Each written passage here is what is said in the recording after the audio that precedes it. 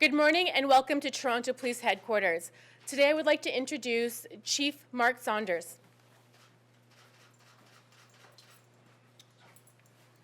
Thank you, Jennifer. Thank you for being here. Many questions have surfaced recently regarding several investigations involving missing persons, and specifically the fact that these missing person investigations have happened within a small geographical area. And so today we've got 3 investigators that are going to have an opportunity of talking about these investigations individually, and they will be able to answer a lot of questions, but I just want to put in a caveat.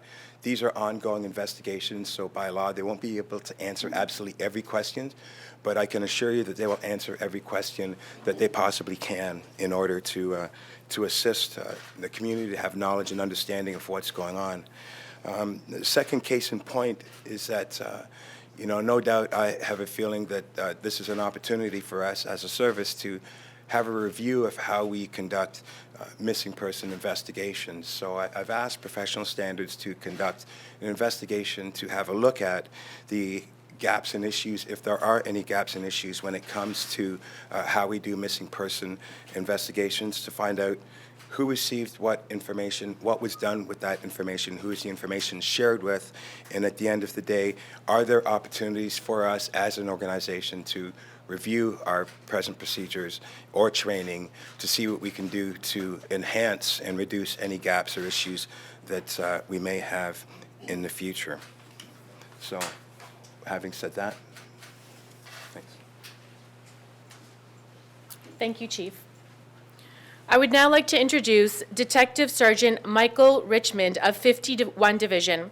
He will be providing an update on Project Prism, the investigation into the missing men Andrew Kinsman and Selim Esen. Good morning.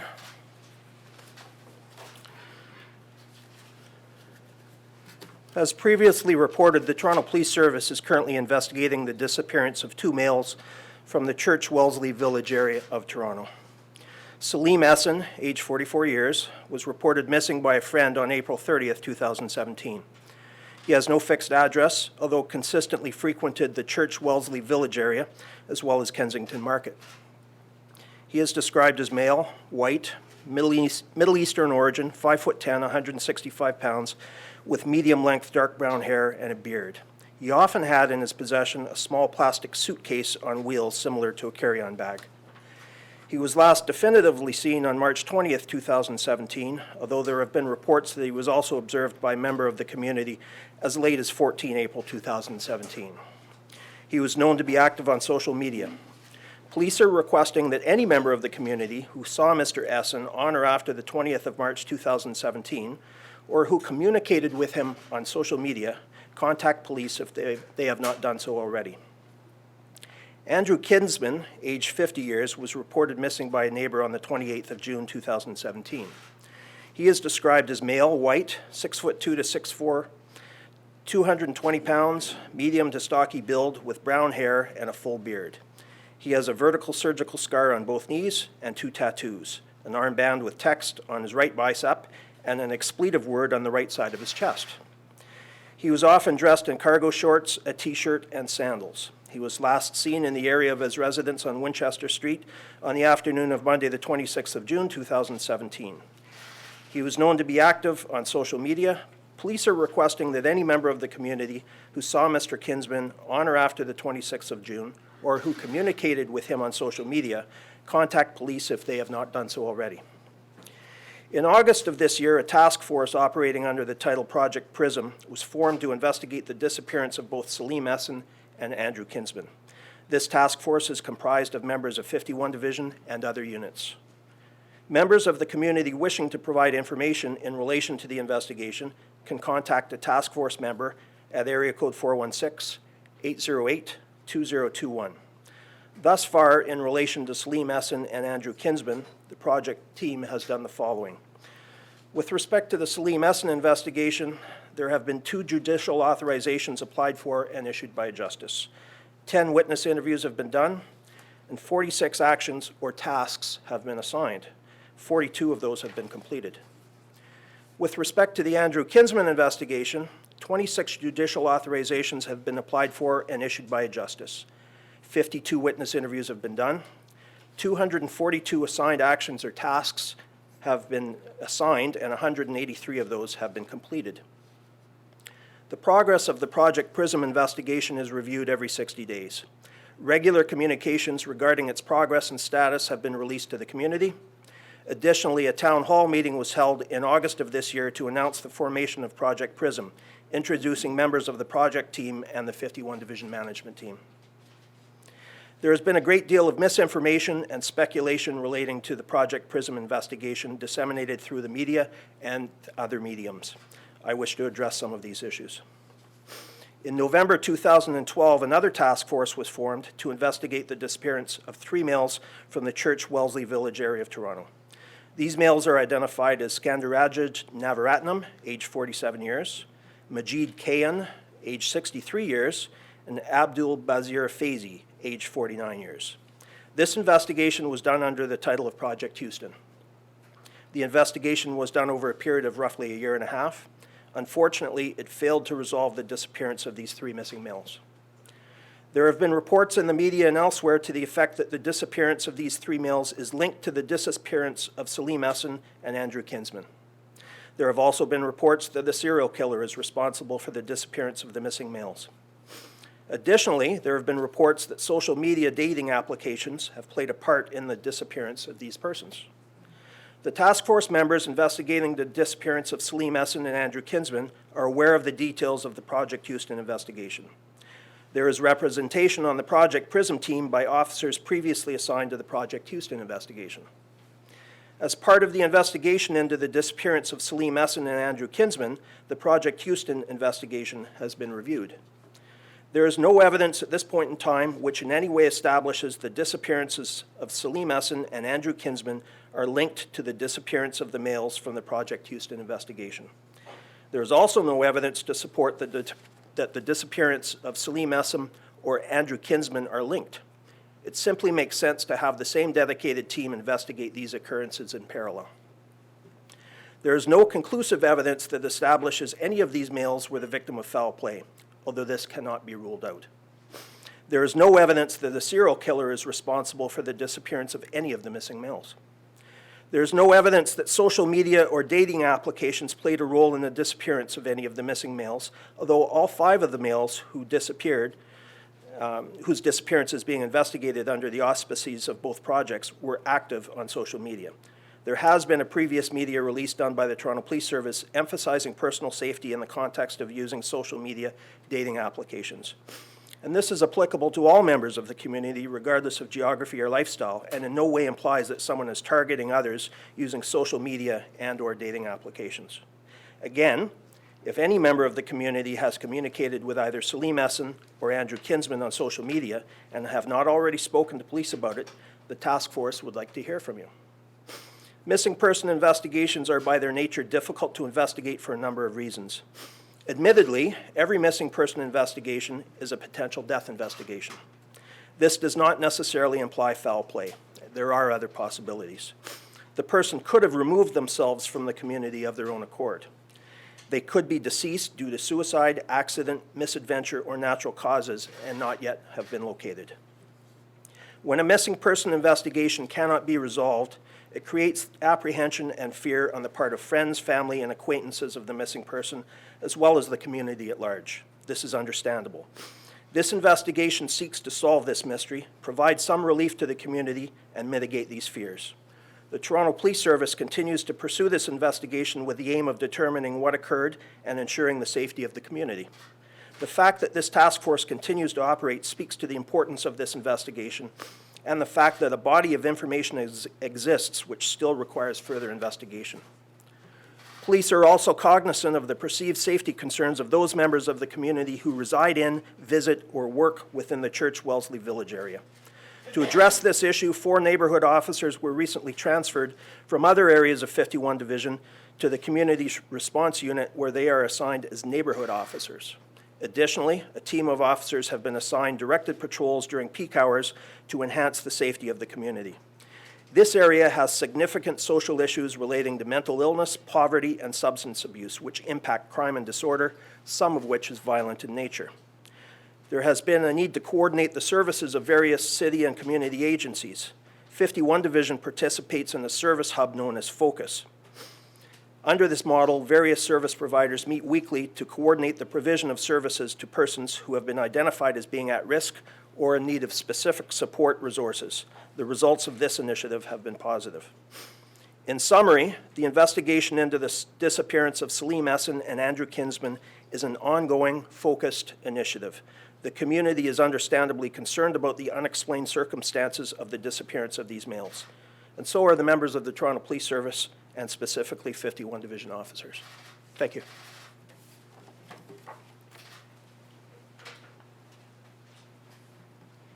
I would now like to introduce Detective Sergeant Dan Sabadics of 53 Division, who will provide an update regarding the death of Alloura Wells. He will be joined by Superintendent Sean Noreen.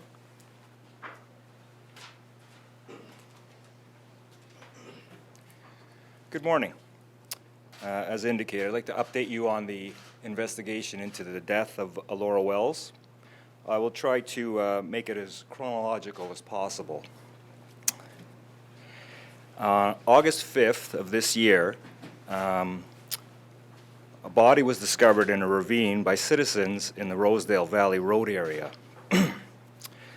Police were called, and a thorough at-scene investigation was commenced, including attendance by Forensic Identification Services, detectives, and the coroner's office. It appears from what was located at the scene that the body, according to the coroner, had been out there exposed to the elements for a period of about 3 to 4 weeks, so had been badly decomposed. The body was dressed in female clothing and had a wig, and it was laying prone on the ground next to a tent. The scene was processed, interviews of witnesses was made. The area and surrounding areas were searched and canvasses were conducted. At the time of the investigation and processing of the scene, nothing indicated foul play or anything suspicious in nature. The coroner attending indicated that they would be performing a post-mortem, and we were going to try to establish a little further as to descriptors, hopefully for identification at the time. Initial efforts made to determine the identity of the victim was done by 53 Division Community Response Officers. They were familiar with a female in the area that was commonly wearing a wig. That was put on hold shortly thereafter because about 3 days after, on around August 9th, the coroner's office called back and indicated that, in fact, the body was male, and early 20s was the best that they could determine, and undetermined race. So we were quite restricted in what descriptors were. At that time, we ended up engaging the Center of Forensic Science to undertake with their forensic anthropologist a facial reconstruction. That would take a few months, but if we could facially reconstruct, it would be something similar to look at as composites, which police service issues at times, but at least there would be something more in regards to descriptors. We were very limited at the time, and that was for the intention of future media release. In the interim, we moved forward trying to identify the deceased. We have a national database where missing persons are entered into, so we accessed the database hoping to see if we fulfill what we have submitted to the database and hoping that we get linkage notifications against missing persons across Canada. In the interim, that was submitted. Then we checked all of our Toronto Police Service database missing reports, so not just long-term missing, but everybody missing reported since July 1st, because we estimated, according to the coroner's office, the time of death would have been around July 15th, maybe 3 weeks before finding the deceased. No possible matches were located, so what we do is we contact the Center of Forensic Science, and then they put the the profile for the victim uploaded onto the Canadian Police Index computer so that any information coming in can be notified to the case manager or the lead investigators, that being us at the time.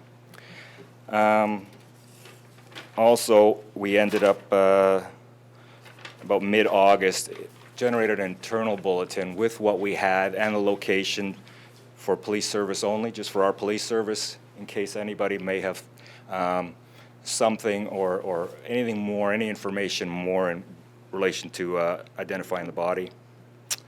And by September, coming around, OPP Vi-Class Center and lead investigator conversed, trying to review any possible matches on this database I referenced earlier, that's nationwide, Vi-Class. Possible transgender person from Northern Ontario that was reported missing was reviewed. However, their age was well outside the boundaries, so that was eliminated. We ended up receiving another notification a little later in September of a missing transgender person from Alberta, possibly linked to the remains. Lead investigator contacted their lead investigator. We requested the DNA sample that they had. It was processed down here at the Center of Forensic Sciences, and in early October, the results came in from Center of Forensic Sciences that it was not a match, negative. November 9th, our case manager was notified there was a possible link with a 51 Division reported missing person, Alloura Wells. And on November 6th, that had been reported by family that she was missing. Immediately, the investigators consulted and requested DNA from family. That was submitted to the Center of Forensic Sciences. On November 22nd, the case managers were receiving information from members of the transgender community about Alloura's associations, including her boyfriend, Augustinus Ballasdent, who may have been the last person that saw Alloura alive. On November 23rd, Center of Forensic Science confirmed the identity of the deceased as Alloura Wells. Family notification was made by 51 Division, and the investigation was traversed to 53 Division. On December 1st, the final autopsy results were issued, and the cause of death was undetermined. Continuing into December, we are conducting interviews with those who last saw Alloura in what we anticipate to be mid-July. And although not a suspect, we would like to speak with Mr. Ballasdent, as he may have been the last person to see Alloura alive. As he is transient and still believed to be in the city, we're appealing for him to contact police at 53 Division. This is an active investigation.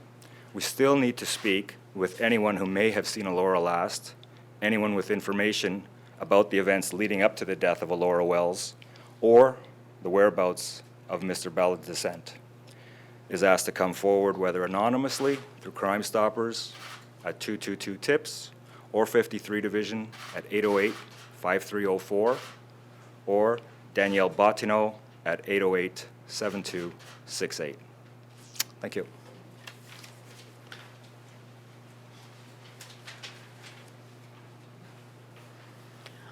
I would now like to introduce Detective Sergeant Graham Gibson of Homicide. He will be providing information on the murder of Tess Richey, Homicide 56 of this year.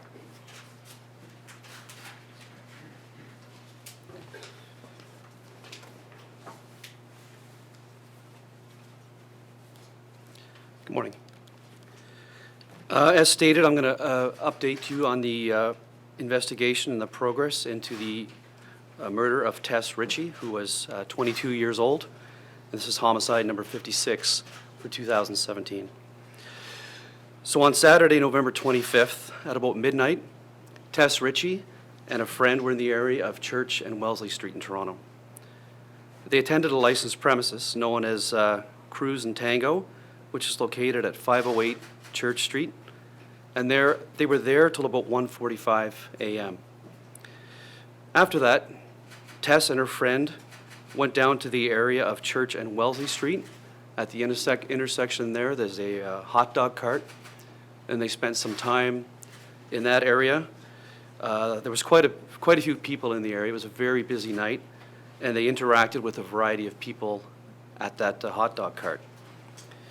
It's believed at this time that an unknown male, who I'm going to call a suspect, joined Tess and her friend and began to interact with them at that location. Tess and her friend and the suspect then made their way northbound on Church Street to the area of Dundonald Street, where they spent some time speaking to a male and female that they had met in that area. After some time, the group went their separate ways. They split up. Tess's friend made her way out of the area to go home. The male and female they had been speaking to also left, and Tess and the suspect also departed. Tess and the suspect walked away, and they went slightly northbound on Church Street to the area of 582 Church. There's an alley there and a stairwell, and this is where we last see Tess.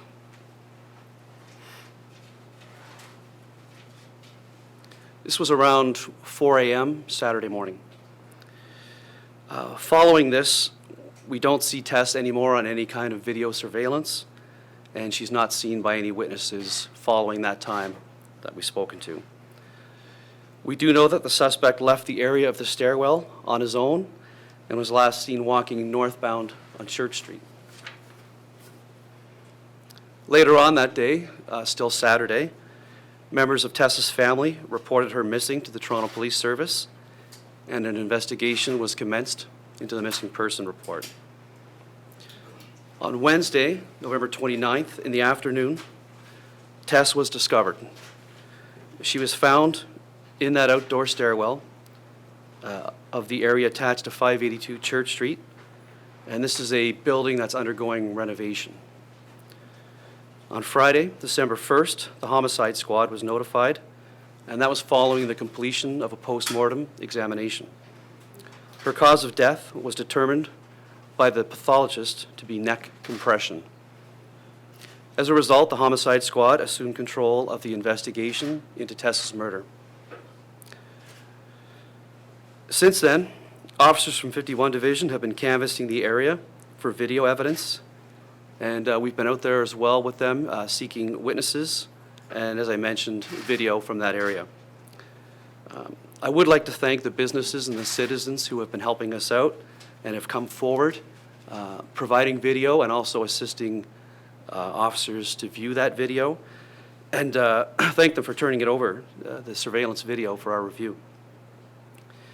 The witnesses in this case and Tessa's acquaintances and her family have all been extremely cooperative in this investigation, and I'd like to thank them.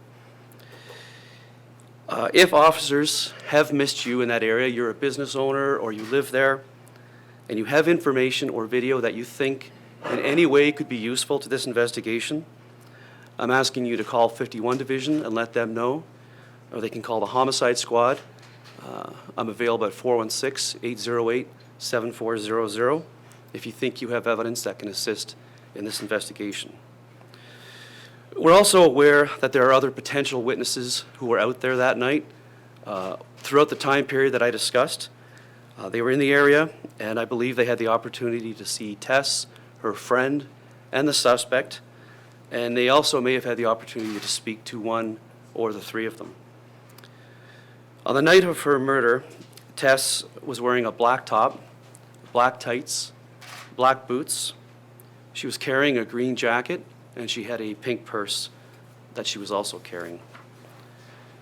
Her hair was down and loose and would have appeared dark and wavy. She's about 5'2", 5'3" in stature.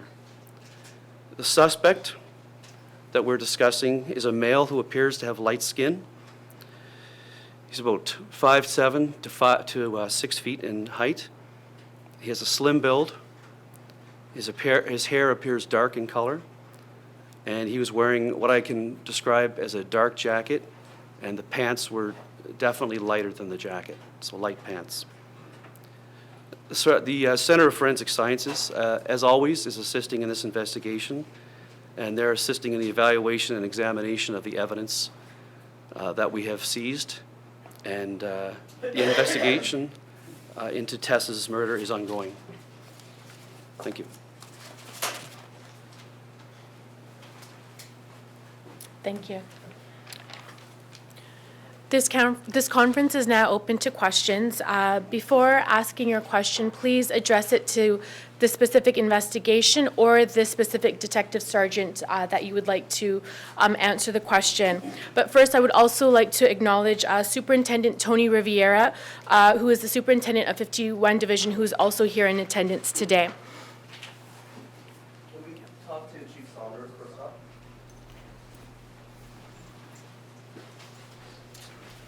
Chief, welcome back.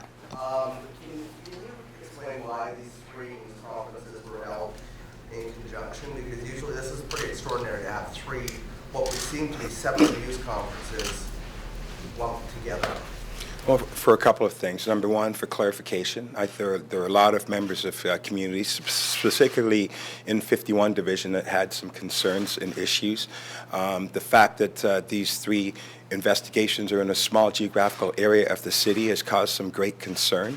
Number two, the ongoing investigations do have potential of being able to close the loop.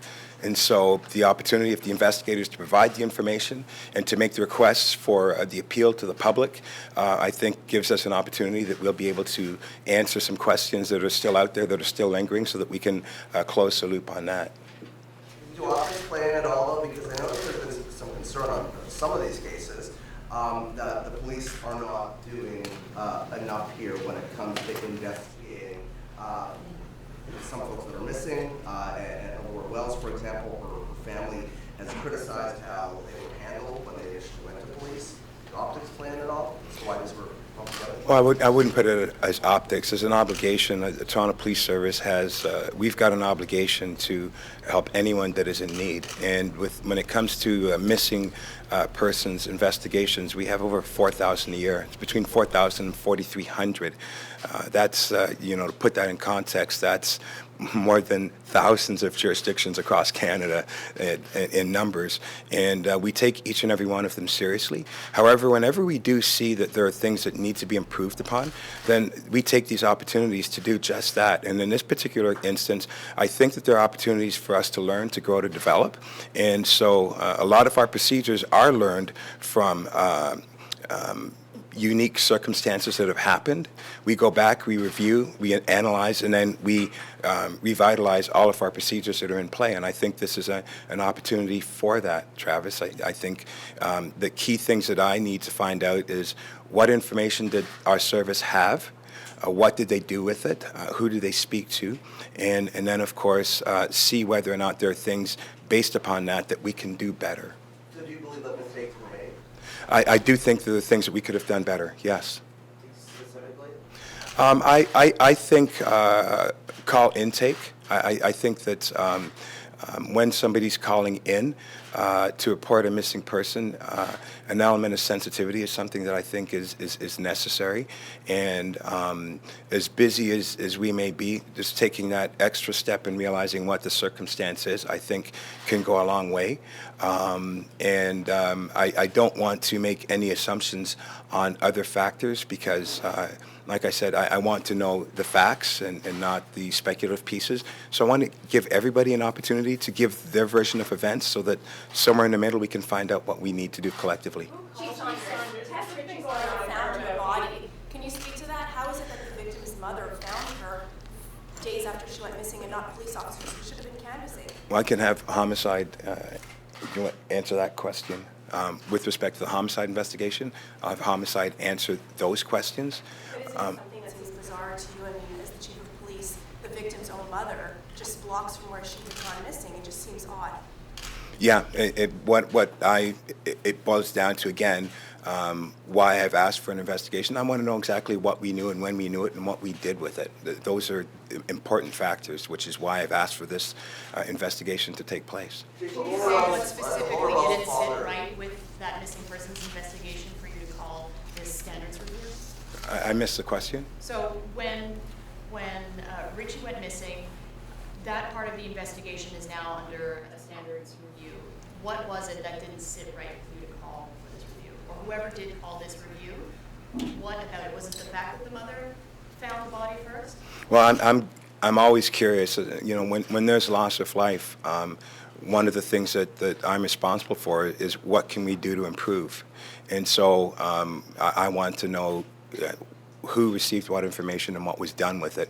I want to know if there are any gaps that were caused, whether or not it's a procedural issue, whether or not it's a training issue, or any other issue. And so in order to have that happen, rather than deal with speculation, I want to deal with facts, which is why I've conducted the investigation, because the investigation will involve questions and answers and facts, and then give me the opportunity to have more clarity on exactly what happened and what the circumstances were.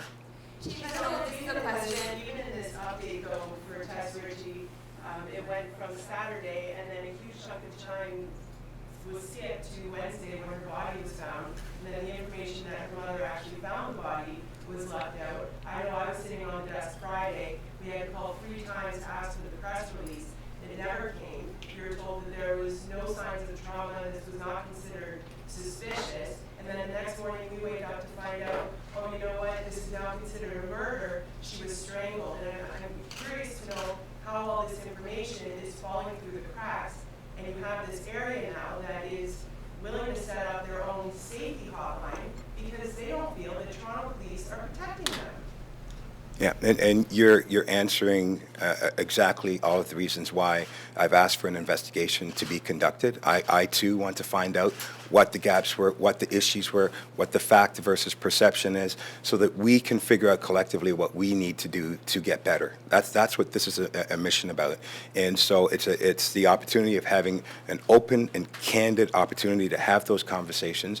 And you know, within the community, yeah, I do have some concerns. I mean, when they're setting up their own search parties to look for missing people, then I have to question whether or not, as a service, we're offering the right value to the community. And the only way that I can get through that is by having those sit-downs, by having those conversations with the community to see what we can do to improve. I know that the superintendent has added some neighborhood officers in that area, and that's a great start. I want to give that an opportunity to grow and develop. The key to our success is going to be relationship development. And whenever that is fragmented, that's when we start to have issues, that's when we start to have gaps. And I think our role is to look at what we can do to close those gaps, what we can do to improve those relationships. Did Toronto police drop the ball? Will information sharing be improved? Because this started 8 months ago. We've barely heard a peep since this, started to snowball with disappearances and now homicides.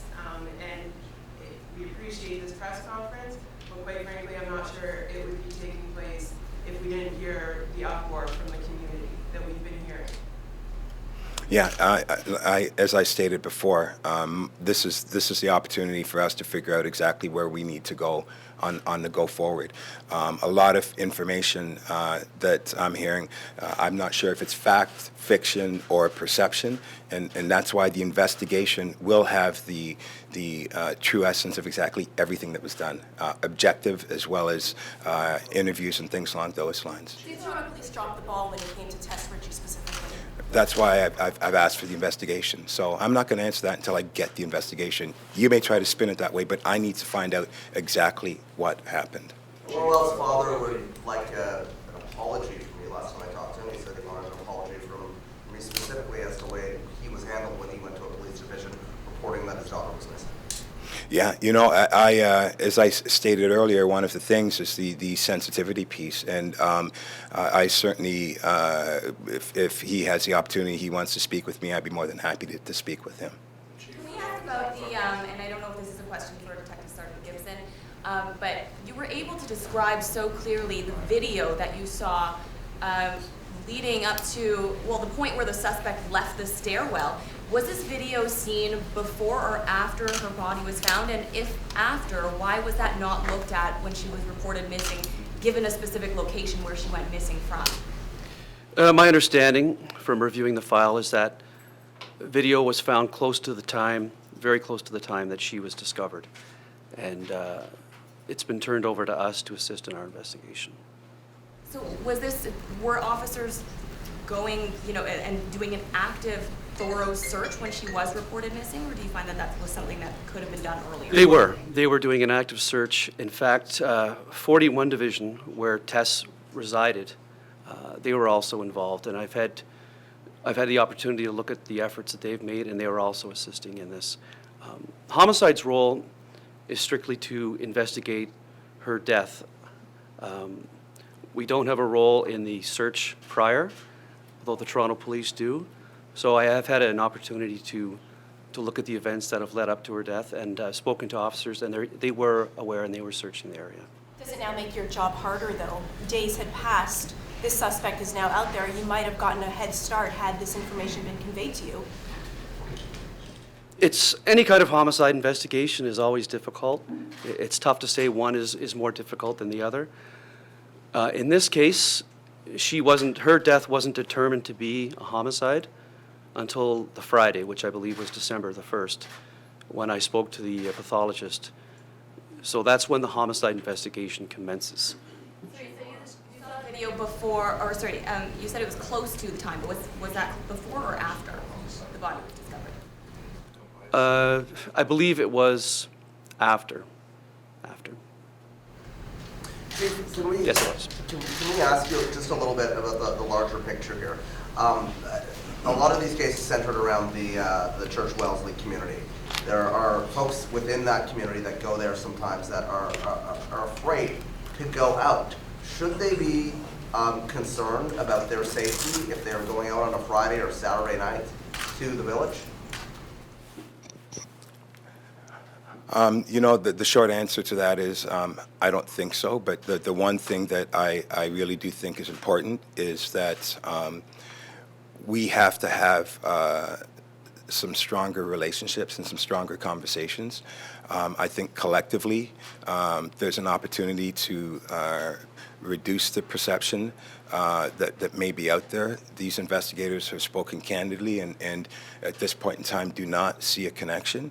But I mean, just the fact that they are also geographically within a very close area, as a normal human being, that would raise some concerns, and I certainly understand that. But that's why we do have town halls, and I know the superintendent has taken the effort of speaking with the community, and for those that do attend, to have a better understanding of exactly what's going on within the environment, exactly what law enforcement is doing in the environment from a law enforcement perspective, as well as from a relationship development perspective. And there are a lot of things that we are doing. Chief, in light of this, what reassurance are you giving to the public that missing person cases will be taken seriously? Well, there was no point in time when I said that we don't take missing person cases seriously. I said we have over 4,000 a year, 4,300. Within the first 48 hours, 77% of them are solved. Within the first month, 95% of them are solved. And within the first year, 99% of them are solved. Those numbers indicate that we take them seriously. That's not what I'm saying. What I'm saying is, what can we do to improve? I think that's what the factor is, and that's what the key messaging is. And I have to cut through a lot of smoke here to get to really what happened. And so you can speculate all you want. I'm not interested in that. I'm interested in the facts so that we can collectively put together the right procedure or the right training to minimize any issues that may occur when it comes to missing people. That's my concern right now. You were saying that you said that you don't take missing persons cases seriously, but that's definitely the conversation on the street right now. That is the concern of people in the area of the village and elsewhere in this city. And so how are you going to combat that? Well, this is a starting point right now where we have that information session where the investigators have been able to give a clear understanding of the investigations and what we're looking for. On the back end of the things is that continuous relationship building and development, which we always have had ongoing, but there are other things that we need to put in place. We've got neighborhood officers in the area right now.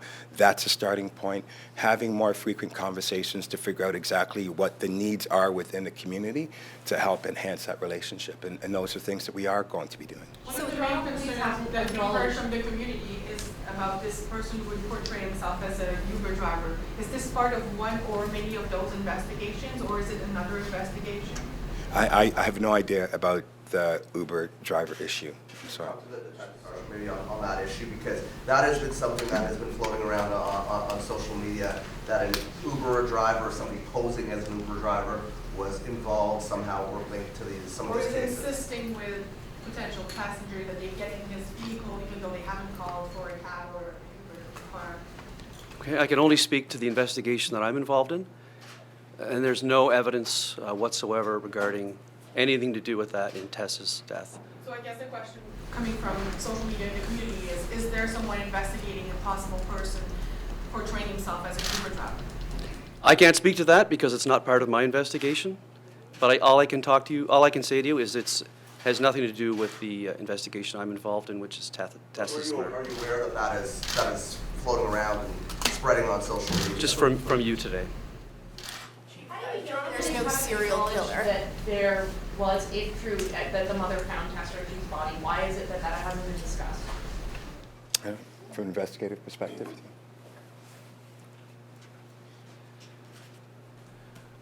I've spoken to Tessa's family, and I've met her mother and her sister, and trust me, I get how upset she is and how she feels. It was her friend and who came down with her from North Bay due to their concerns that came down to assist the police in the search. And again, I only became involved in this on the 1st, but I do know that officers were in the area and they were checking the area, and I do know that officers had spoken to people that had met Tess that night and were directed there by the family, so they have been assisting. I can't get too much into the evidence, but I know that the officers were following up any tips provided by the family. That doesn't answer the question as to why it's not being discussed that Tess Richey's mother found her bodies. Can you give a yes or no answer right now that it was Tess Richey's mother that found her daughter's body? I just stated, and I think it's already been stated here prior, Tessa Richey's mother and her friend were down here and did locate the deceased. Nobody's disputing that. The question was, were the police searching? And all indications that I have, although I wasn't involved in the search, was that they were down there checking and following up on the leads that they had. Does that seem disappointing to you? This is important here as well, is that you talked about this, you getting involved, Sergeant Gibson, the next day. I just think we need to find out what the protocol is when you ran homicide. Normally, if someone's found at a stairwell, wouldn't homicide be consulted, or what happened there with that? And that's what I'm trying to get to the bottom of, Joe. With death investigations, there are certain protocols, and in certain instances, homicide is contacted. Not every case, but in certain cases, I need to look at, like I said, what information was received by the officers, and what did they do with that information, and who did they contact, so that we can figure out exactly which way to go when it comes to going forward with our procedures, whether or not there needs to be some type of change or alteration in it, or if there's something that needs to be done from a training perspective. This is probably the hardest question, I suspect it's part of your investigation, but it's the whole business of the lifestyle of people within the community, sex trade workers, all these kinds of things. Is there something about that played a role in all this? And what we're talking about here is surreal. We're talking about 7 different people that are missing or dead. We've got the chief of police admitting that there's problems. So what is the heart of why this happened? You think, I know you're going to look into it, but at your core, why did you call for this, and what do you think? Is there perception issues? Well, I called because I want to get it right, and first and foremost, yeah, you're right. I worked homicide for 8.5 years, ran homicide, and I can tell you there is no diminishment of investigation due to type of lifestyle or individual. Every single case was aggressively investigated with as much passion and as much vigor as necessary to solve the case, and I would hope that that would be the attitude of all of my officers. And so, as I stated, when the investigation is complete, it will hopefully give me an opportunity to figure out exactly what needs to be done. Homicide always is great at that, but I'm talking about at the entry level. You talked about sensitivity. People going to a station saying somebody's missing. From that point on, is there an issue perhaps that because somebody's hanging around in Church Street at 4 in the morning, maybe it's something else or what have you? Maybe we need to hone in on that a little more, and just sort of treat it as a person as opposed to sex trade worker or somebody that may be transgender, all that kind of questions. And we do provide the sensitivity training if it's something we need to improve on, and that's something that I definitely will be doing. You know, I don't want to point fingers at that division. That division has some fantastic investigators, fantastic frontline officers that do amazing work each and every day. So I don't want to, in any way, shape, or form, say that this is a benchmark in any way, shape, or form. But I do want to know exactly what the fact is versus the speculation, and then from there, go from there. And it's as frustrating it is for you, it's more salacious to say things without it being backed up by fact. I'm the other way around, where, you know what, I want the facts in front of me, and then I'll move forward in the right direction. Chief, I know that somebody shouted out this question earlier, and I know that there's obviously you don't want to create public panic, but is there any reason for you to say definitively that there is not a serial killer that is in that area? We follow the evidence, Travis, and the evidence is telling us that that's not the case right now. So if the evidence changes, that's another day. But the evidence today tells us that there is not a serial killer based on the evidence that's involved. One more question. Chief, are you disappointed with your investigators, specifically with the Tess Richey murder? I'm a mother. I just can't fathom what that mother's going through. She found her own daughter's dead body. You're not going to like my answer because, as I stated before, you can deal with hypothetics. I'm dealing with fact. I want to know exactly what happened. Once I know what happened, I can answer that question. Thank you. I want to talk to Detective Sabadics. Yeah, can we talk about the task force? Is there any way to get more detail on the task force?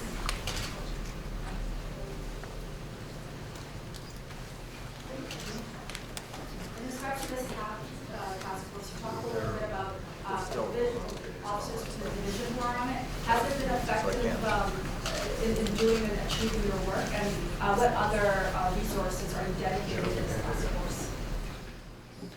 Well, the task force has been in place since August of this year. They're working hard. They have completed a great deal of assigned work, and they continue to make progress. How many officers are on this task force, and what resources are needed available to this group? Well, they're provided with the resources available within the entire Toronto Police Service and elsewhere if we need to go outside the police service. I'm not going to get into the exact composition of the team or the number of officers at this time, but essentially we have the resources we need. They're working hard and they're making progress, and I'm satisfied with the progress they're making. Chief Saunders mentioned briefly that there are more neighborhood officers in Church Wellesley Village now. Would you have any information as to what this means in terms of numbers or in terms of presence in general? I believe Superintendent Riviere wants to address that question, so I'll let him do that. Thanks, Mike. When you say more neighborhood officers, we have dedicated 4 neighborhood officers. First of all, let me just reiterate, I'm the unit commander in charge of 51 Division, and the Church Wellesley area falls within my area of jurisdiction, my responsibility ultimately. One of the things that Chief mentioned earlier was the need to establish relationships with the individuals that reside in that particular area. The intent of the neighborhood officers, at least part of the intent, is to be that source, to be able to reach out to the local residents and develop that relationships.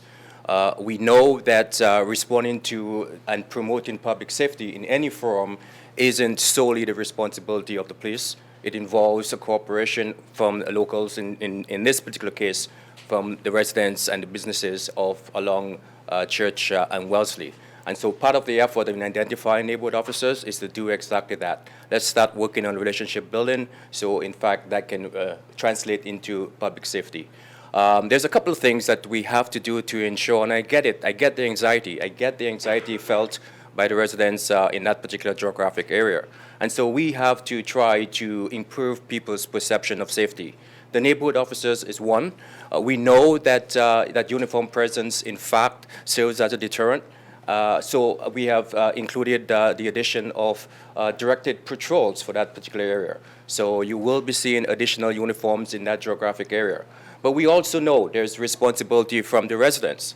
No matter how many officers we have on the street corners, if individuals go on online dating sites, if they meet strangers and go out with those strangers, no matter how many police officers you have on this particular street corner, that's not going to prevent the potential of something happening. So we are appealing for individuals to make sure that they exhibit some situational awareness, that they know their environment, that if in fact you're going to go out with a stranger, you let somebody else know.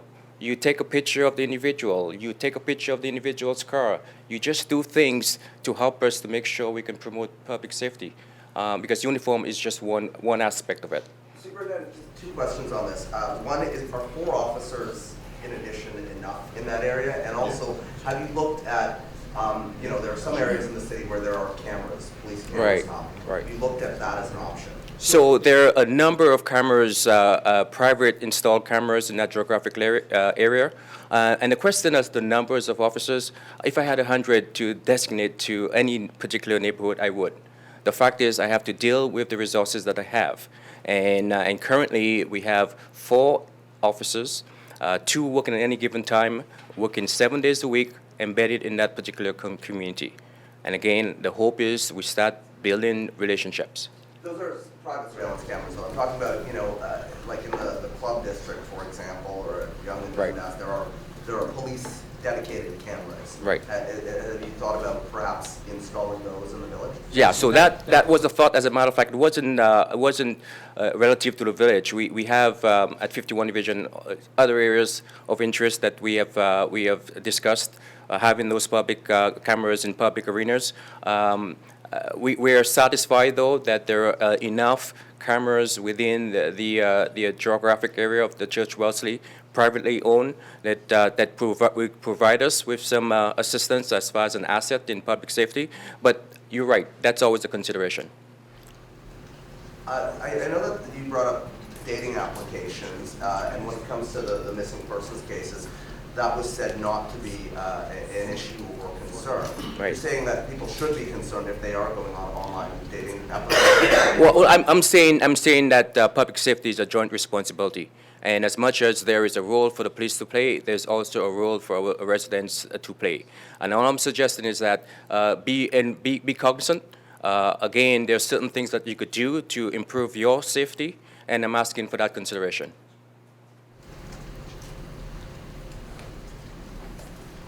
Thank you. Gibson also Sabadics, just to clarify something on the Detective Sergeant Gibson? My question is just about the, going to get an image. In terms of images, the only time I'm going to release an image is if it's the type of image that I could expect the public to make a confirmation or identification confirmation on. We're going through a lot of video that's been seized. It's insurmountable, the amount of work and time it takes to go through, and we've been processing that since Friday. So if the investigation leads us to the point where it will assist us to release an image, then that will certainly be done, and you'll be notified. Now, because we're not scientists and we're speculating, I heard the word strangulation used here. Nobody said it wasn't that. Can we clarify, just so the public understands what did happen with that? Yes. The technical term described by the pathologist is neck compression, and I can't get specific as to the mechanism that caused that neck compression, but it would be fair, or you could use a word such as strangulation to describe it. I think that would be fair. Would there be a weapon involved, like a mace or something? Or I can't. I'm not going to discuss any evidence in the investigation. Is the surveillance video good enough to release to the public that was found? As I said, there is surveillance footage, but I also have to weigh my ability to catch the suspect and how this case is going to be presented in court and how to present the best evidence in court. I have to weigh all of those factors when you consider surveillance, and I take that into account. And as I stated, I also want to make sure I'm not releasing something that the public's going to look at and not be able to make any identification from if it comes to the point in the investigation where I require the assistance of the public to help me make that identification. Thank you. I had some questions for Sabadics. A couple of things to clarify. Was there a tent? Is that what you said, a tent where Alloura was found originally? Correct. Was that tent like where Alloura was staying, or was that separate from, you don't know? I can't say. She was next to the tent, and she had a purse with her, and there were no other personal belongings located there. So I can't say whether she was or not. We don't know that that's a homicide at this time. It's still.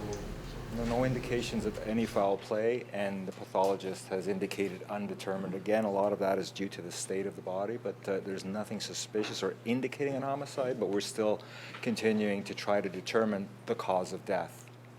I don't know if you have that spelling of the person or the way we can get it. Right. But, do you have an image of that person that you can put out I as well? do not, but I will give you the spelling.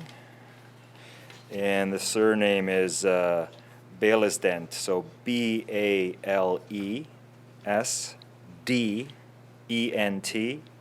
and the first name is Augustinus, Augustinus.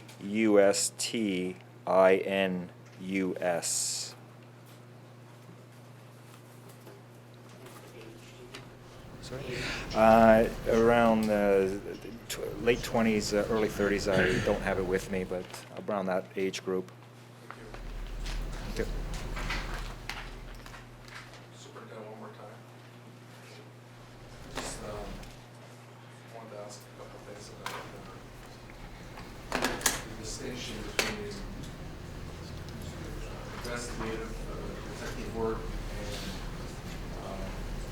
doing patrols. And obviously, you said the community outreach. I just think they're all different things that happen at 51. And the chief mentioned it as well. It's an amazing division. This is a tough time. Obviously, the investigation will commence on these things. But what I want to know from you as a superintendent, just going forward, even before the results of the investigation, there are 3 or 4 things that have been addressed today. Are you on top of those things with your own people? Have you addressed them about sensitivity at the taking it seriously when someone's down by the stairs and searching quicker, all these things? I noticed that already when there was a missing woman on the weekend and your teams out there, they were everywhere. It almost like it felt like a response to this. So anyway, I'll let you address it, but you get the point that rather than wait for the probe, what are you doing now? Well, the quick answer to your question is yes. So every time there's an incident, we always seize that opportunity to review that incident to see what we did and how we can do things, how we can improve on things. And yes, as you mentioned, the chief mentioned, there's a professional standards investigation, but that doesn't negate us from, again, looking at the sequence of events and asking if there's anything that we could have done better and trying to reinforce the things that we did well.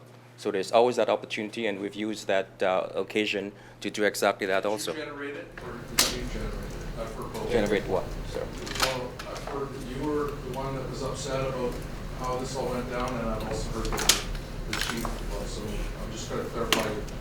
Or was it both of you? No, like I said, there's always an opportunity when we have events to take a look at what has transpired and see if there's a learning opportunity and to see if we can do things different.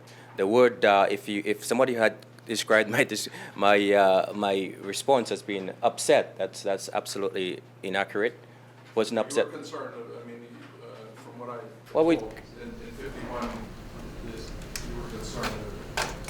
Well, I don't know where you're getting your information from, but there's whenever there's a loss of life, there's a degree of concern. Absolutely.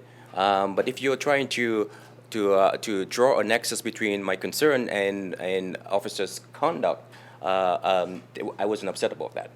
There is an investigation going on right now.